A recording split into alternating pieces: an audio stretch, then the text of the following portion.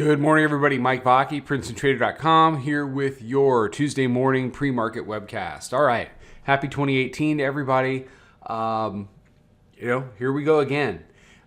Basically, on Friday, you had a really nice little sell-off. You did 98 quarters, so now you've done here, and again here, three good looks at the 2698 area that the bulls, for whatever reason, last month they just couldn't convert. Doesn't mean they won't convert them this month, but for now, it's resistance. They traded down, and then things really accelerated. I got a lot more of a directional trade late in the day than I thought when I put it on, and we ended up with a really nice short that we covered down in the low 70s, high 60s. We traded as low as 67.75, and they closed it on the lows. How that ends up looking on a daily chart as we head into the new year is you've got a test of the daily mid-band, which then they promptly gapped up a little bit, and now they're pushing back up into the 82 area, and they're trying to retest the blue line here, the 9-day simple moving average from underneath.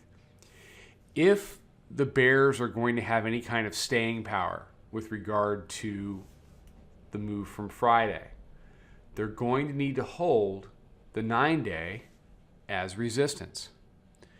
And then they're going to need to push back down to Friday's lows, and they're going to have to try to convert the daily mid-band.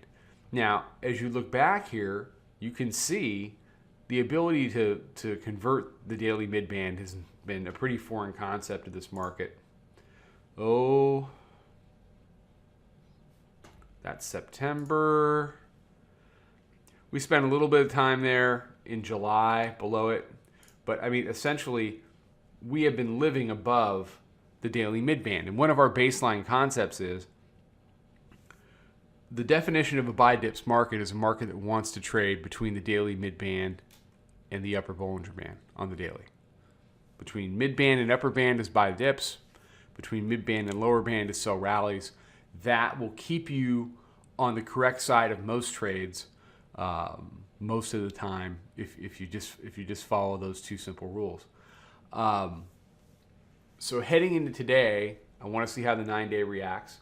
I want to see if we're building some higher lows on the hourly chart.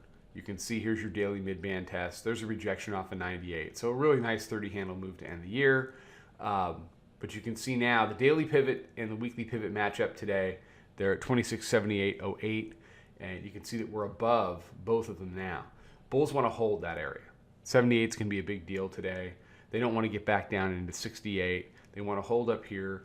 They want to turn the hourly mid-band into support, and they want to go back to work in the 86 area, which, 86, 87, 88, that was what they had a lot of trouble getting through on Friday afternoon. The onus is on the bears. The bears have got to perform. They've given up not quite 20 handles of ground since we closed on Friday. So it makes this look a lot more like some type of an end of the year, shenanigans reaction kind of a thing versus anything that's grounded in reality. The bulls want to take advantage of that and push things back up, and they want to be living here for a move up here versus living down here. The bears want to get back down here. And do I expect the holiday trading to immediately stop and we go back to, your typical volatility? Not on the first day after New Year's. It's going to take a few days for things to get, kind of back on track. Typically normal, quote unquote, normal trading usually picks up next week. Although as we get into later this week, we'll see. If it wants to be volatile, people are going to come into the market. So keep an eye on 78, keep an eye on 86. Keep an eye on 68, the 9-day simple moving average, and of course the daily mid-band. All right, everybody have a fantastic day. I'll be back with a wrap-up on Twitter, Instagram.